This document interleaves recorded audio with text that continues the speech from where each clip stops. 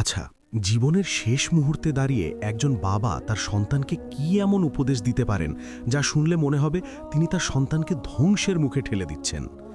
একটু ভাবুন তো, বাবা মারা যাওয়ার আগে বলে গেলেন, বাবা তুই প্রতিদিন নতুন নতুন ঘরে ঘুমাবি, কিংবা প্রতিদিন নতুন কুয়ো খনন করে পানি খাবি। শুনতে কি খুব অদ্ভুত লাগছে না? মনে হচ্ছে না যে এই উপদেশগুলো পালন করতে গেলে যে কেউ পাগল হয়ে যাবে বা পথের ভিখারি হয়ে যাবে? ঠিক এই চিন্তাই করেছিল সেই ছেলেটি, যে তার পিতার এই অদ্ভুত কথাগুলো শুনেছিল। সে বাবার কথা রাখতে গিয়ে নিজের সাজানো জীবনকে ধ্বংস করে ফেলেছিল। কিন্তু গল্পের মোড় ঘুরল তখন, যখন সে আবিষ্কার করল এই পাগল করা কথাগুলোর পেছনে লুকিয়েছিল পৃথিবীর শ্রেষ্ঠতম রহস্য। আজকের এই ভিডিওতে আমরা এমন একটি ঘটনা জানব যা আপনার জীবনের চিন্তাধারাকে আমূল বদলে দেবে। এটি শুধু একটি গল্প নয়, এটি পিতা ও সন্তানের সম্পর্কের, জ্ঞান ও ঈমানের এবং জীবনকে নতুন করে চেনার একটি সফর। তাই আমি অনুরোধ করব, আপনার জীবনের ব্যস্ততম সময় থেকে এই ২০-২৫ মিনিট সময় নিজেকে দিন। বিশ্বাস করুন, ভিডিওর শেষে আপনি নিজেকে নতুন এক মানুষ হিসেবে আবিষ্কার করবেন।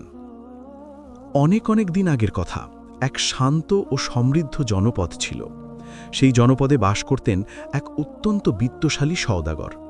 আল্লাহ রব্বুল আলামিন তাকে দুনিয়ার সব সুখ দিয়েছিলেন। বিশাল অট্টালিকা, অঢেল ধন সম্পদ, হীরা জহরত আর গোলামবাদী, কিসের অভাব ছিল না তার। তার ব্যবসার জাহাজ ভিড়ত দূর দূরান্তের বন্দরে। মানুষ তাকে এক নামে চিনত, সম্মান করত। কিন্তু সওদাগরের মনে শান্তি ছিল না। কেন জানেন? কারণ তার চিন্তার কেন্দ্রবিন্দু ছিল তার একমাত্র আদরের সন্তান। ছেলেটি ছিল খুব সহজ সরল, কিছুটা বোকাও বলা চলে। দুনিয়ার জটিলতা সে বুঝত না। সওদাগর ভাবতেন, আজ আমি বেঁচে আছি বলে আমার ছেলে রাজার হালে আছে, কিন্তু আমি যখন থাকব না, তখন এই বিশাল সম্পদ কি সে ধরে রাখতে পারবে, নাকি মানুষের ধোকায় পড়ে সব হারাবে? এই চিন্তায় সওদাগরের রাতের ঘুম হারাম হয়ে গেল। বয়স বাড়ার সাথে সাথে তার শরীর ভেঙে পড়তে লাগল। একসময় তিনি বুঝতে পারলেন তার পৃথিবী ছেড়ে যাওয়ার সময় আর বেশি বাকি নেই। মালাকুল মৌত হয়তো দরজায় কড়া নাড়ছে। সওদাগর শুয়ে আছেন তার মৃত্যুশয্যায়। ঘরের পরিবেশ ভারী হয়ে আছে। জানালার ফাঁক দিয়ে আসা বিকেলের ম্লান আলো সওদাগরের মুখের উপর পড়েছে। তিনি তার ছেলেকে কাছে ডাকলেন। ছেলে বাবার শীর্ণ হাতটি নিজের হাতের মধ্যে নিয়ে অঝরে কাঁদছে। বাবা খুব কষ্টে শ্বাস নিতে নিতে বললেন, বাবা কেঁদো না, এটাই দুনিয়ার নিয়ম। আজ আমি যাচ্ছি, একদিন তোমাকেও আসতে হবে। তবে যাওয়ার আগে আমি তোমাকে কিছু দিয়ে যেতে চাই। আমি তোমাকে অঢেল সম্পদ রেখে যাচ্ছি, কিন্তু মনে রেখো, সম্পদ হলো বরফের মতো, যা সময়ের সাথে সাথে গলে যায়। যদি জ্ঞান না থাকে, তবে এই সম্পদ তোমার কোনো কাজে আসবে না। ছেলে চোখের পানি মুছতে মুছতে বলল, আব্বা, আপনি আমাকে যা আদেশ করবেন আমি জীবন দিয়ে হলেও তা পালন করব। বাবা বললেন, বাবা, আমি তোমাকে মাত্র 4টি ওসিয়ত বা উপদেশ দিয়ে যাচ্ছি। তুমি আমাকে ওয়াদা করো, আমার মৃত্যুর পর তুমি এই 4টি কথা অক্ষরে অক্ষরে পালন করবে। ছেলেটি বাবার মাথায় হাত রেখে কসম খেল। তখন বাবা খুব ধীরে ধীরে বললেন, মন দিয়ে শোনো, আমার প্রথম ওসিয়ত হলো, তুমি প্রতিদিন নতুন নতুন খাবার খাবে। খবরদার, কখনো বাসি বা পুরনো খাবার খাবে না। ছেলেটি ভাবল, এটা তো ভালো কথা, রাজার হালে থাকব। সে মাথা নাড়ল। বাবা আবার বললেন, আমার দ্বিতীয় ওসিয়ত হলো, তুমি প্রতিদিন নতুন বিছানায় ঘুমাবে। একই বিছানায় কখনো 2 রাত ঘুমাবে না। ছেলেটি একটু অবাক হল, প্রতিদিন নতুন বিছানা, এটা কেমন কথা? কিন্তু বাবার শেষ ইচ্ছা, তাই সে চুপ করে রইল। বাবা বললেন, আমার তৃতীয় ওসিয়ত, তুমি দেশের প্রতিটি শহরে, প্রতিটি গ্রামে নিজের একটি করে বাড়ি বানাবে। এবার ছেলেটি সত্যিই চিন্তায় পড়ে গেল। এত বাড়ি বানানো কি সম্ভব? কিন্তু সে বাবাকে কথা দিয়েছে, তাই রাজি হল। সওদাগর শেষবারের মতো শ্বাস নিলেন। তার কণ্ঠস্বর আরও নিচু হয়ে গেল। তিনি বললেন, আর আমার চতুর্থ ওসিয়ত, তুমি যখনই পানি পান করবে, তার আগে অবশ্যই একটি নতুন কুয়ো খনন করে সেখান থেকে পানি খাবে। এই 4টি কথা বলার পর সওদাগরের শরীর শান্ত হয়ে গেল। তিনি তার রবের ডাকে সাড়া দিয়ে পরপ্রাণে পাড়ি জমালেন। শুরু হলো ছেলের জীবনের এক কঠিন পরীক্ষা। বাবার মৃত্যুর পর কিছুদিন শোকের ছায়া থাকল। 40 দিন পার হওয়ার পর ছেলে ভাবল, এবার আমাকে বাবার কথা রাখতে হবে। আব্বা বলে গেছেন আমাকে এই 4টি কাজ করতেই হবে।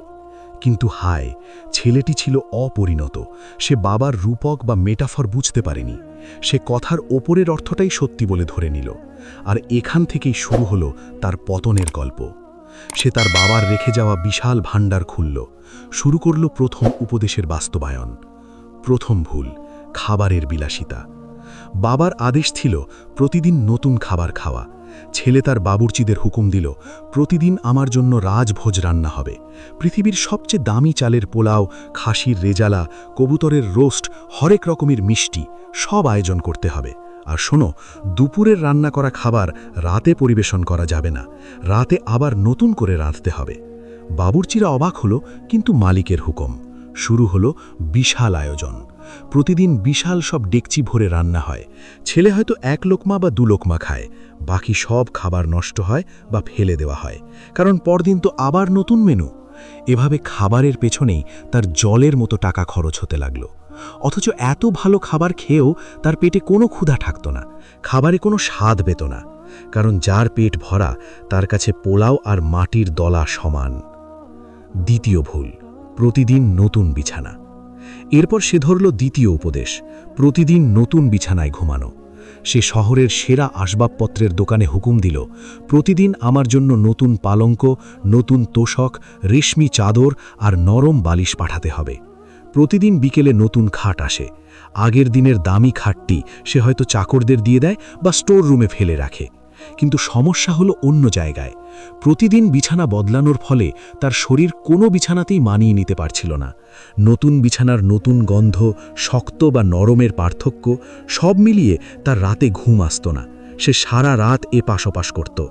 বাবার টাকা খরচ হচ্ছে ঠিকই, কিন্তু ছেলের চোখের নিচে কালি পড়ে গেল। সে ভাবল, আব্বা কেন এমন অদ্ভুত নির্দেশ দিলেন? সবচেয়ে বড় বিপর্যয় নেমে এলো তৃতীয় উপদেশে, শহরে শহরে বাড়ি বানাতে হবে। ছেলেটি তার বাবার জমানো স্বর্ণমুদ্রা নিয়ে বিভিন্ন শহরে লোক পাঠালো। জমি কেনা হলো, শুরু হলো বিশাল কর্মযজ্ঞ।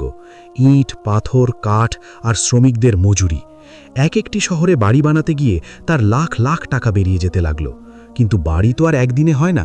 সে যখন এক শহরে বাড়ি বানাতে যায়, অন্য শহরে তার ব্যবসায় ক্ষতি হয়। ঠিকাদাররা তাকে ঠকাতে শুরু করে। সে বুঝতেও পারল না তার বাবার তিল তিল করে জমানো সম্পদ কিভাবে চোখের পলকে শেষ হয়ে যাচ্ছে। অথচ সে সেই বাড়িগুলোতে থাকার সময়ও পাচ্ছিল না। বাড়িগুলো খালি পড়ে থাকত, ধুলো জমত, আর ওদিকে তার কোষাগার খালি হতো। চতুর্থ ভুল, পানির জন্য কুয়া খনন। কিন্তু সবচেয়ে বেশি কষ্ট তাকে দিচ্ছিল চতুর্থ উপদেশটি, পানি পানের আগে নতুন কুয়া খনন করা। ভাবুন তো একবার, গ্রীষ্মের দুপুর, প্রচণ্ড পিপাসা পেয়েছে, গলা শুকিয়ে কাঠ, কিন্তু সে পানি খেতে পারবে না, কারণ বাবার আদেশ। সে শ্রমিক ডাকত, নিজের বাড়ির আঙিনায় বা যেখানেই থাকত সেখানে মাটি খোঁড়া শুরু করত। কোদালের পর কোদাল মাটি তুলে পানি বের করে সেই ঘোলা পানি ছেঁকে তারপর তাকে খেতে হতো। ততক্ষণে তার পিপাসায় জান বের হওয়ার উপক্রম। এই করতে গিয়ে তার সুন্দর বাগানটি গর্তে গর্তে ভরে গেল। তার শরীর ভেঙে পড়ল। শ্রমিকের মজুরি দিতে দিতে সে ক্লান্ত হয়ে পড়ল। দৃশ্য ৩, বিপর্যয় এবং নিঃস্ব হওয়া। এভাবে মাত্র 2 থেকে 3 বছর, হ্যাঁ, মাত্র এই অল্প সময়েই সওদাগরের সেই বিশাল সাম্রাজ্য ধসে পড়ল। প্রতিদিনের বিলাসিতা, অপ্রয়োজনীয় খরচ আর বাড়ি বানানোর পাগলামি তাকে নিঃস্ব করে দিল। একদিন সকালে উঠে সে দেখল তার সিন্ধুকে আর কোনো টাকা নেই। তার আঙুলে থাকা শেষ আংটিটাও বিক্রি হয়ে গেছে। যারা একসময় তার চারপাশে ঘুরঘুর করত, হুজুর হুজুর করত, আজ টাকা নেই বলে তারা কেউ তাকে চিনতেও চায় না। তার বন্ধু-বান্ধবরা তাকে দেখে রাস্তা বদল করে। ছেলেটি তার নিজের বাড়ির সিঁড়িতে বসে কান্নায় ভেঙে পড়ল। তার পরনে এখন আর রেশমি কাপড় নেই, সাধারণ সুতির কাপড়, তাও জীর্ণ। সে আকাশের দিকে তাকিয়ে চিৎকার করে বলল, আব্বা, আপনি আমাকে এ কেমন বিপদে ফেলে গেলেন?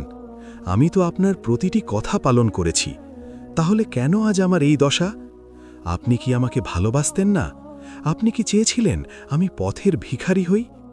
ছেলেটির মনে বাবার প্রতি ক্ষোভ জন্মে নিল। সে ভাবল তার বাবা তাকে ঠকিয়েছেন। মানুষ তাকে নিয়ে হাসাহাসি শুরু করল। কেউ বলে বাপের বেটা পাগল, কেউ বলে অপদার্থ। এমনই এক দিনে সেই গ্রামের পথ দিয়ে এক বৃদ্ধ আলেম বা জ্ঞানী ব্যক্তি যাচ্ছিলেন। তার চেহারায় ছিল নূরের আভা, চোখে ছিল গভীর প্রজ্ঞা। গ্রামের লোকেরা তাকে খুব সম্মান করত।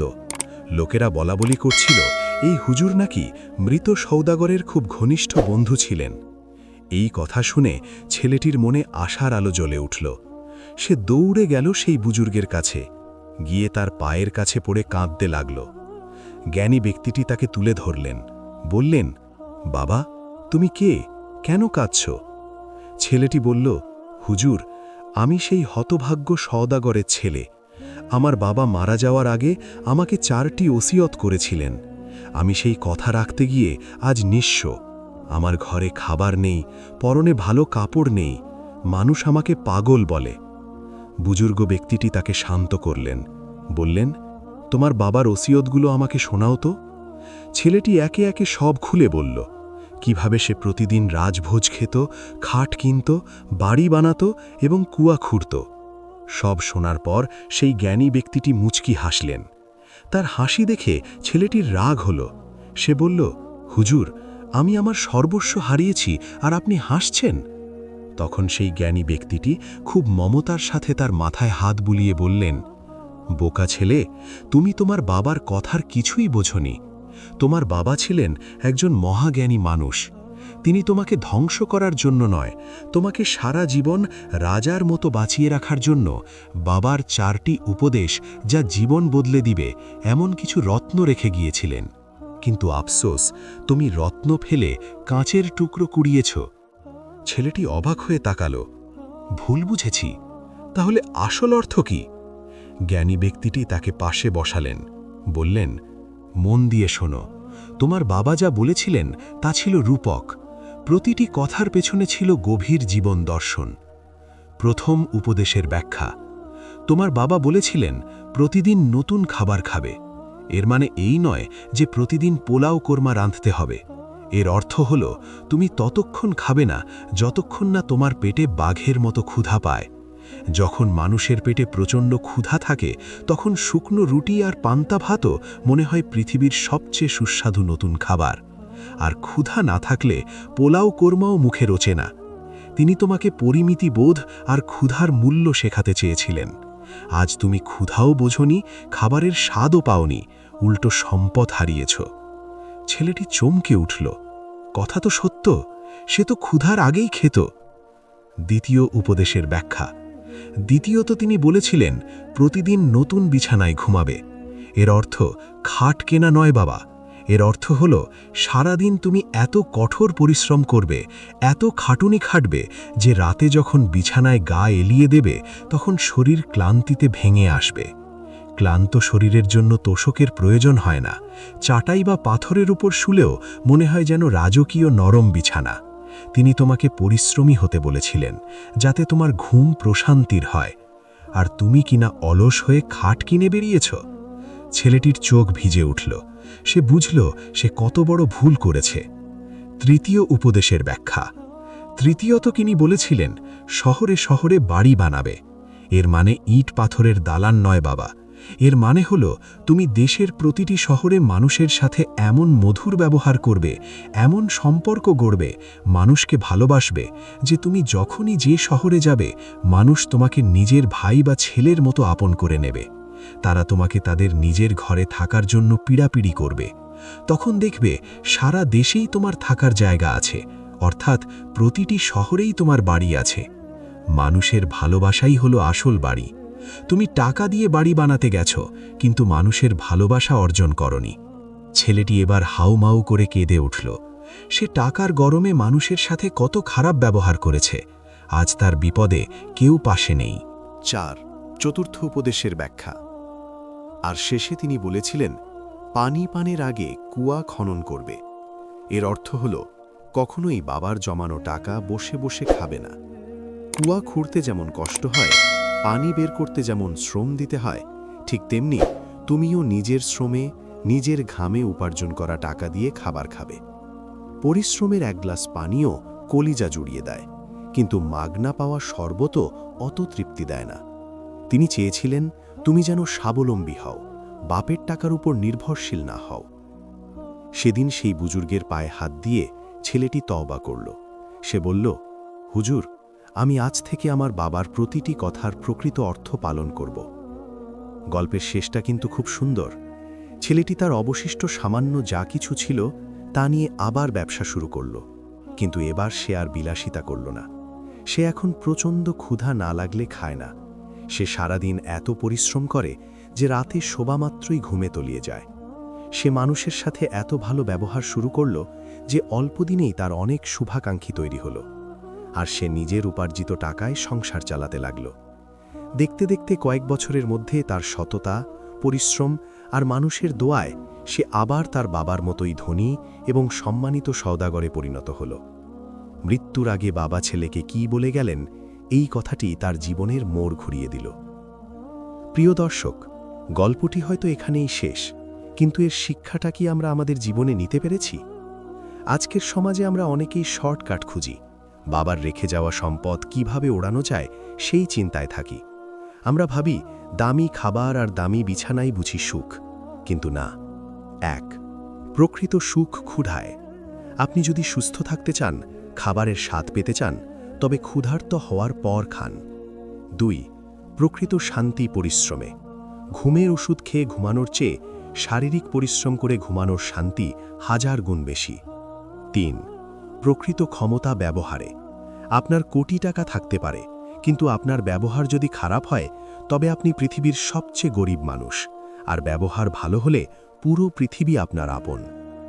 4. প্রকৃত মর্যাদা আত্মনির্ভরশীলতায়।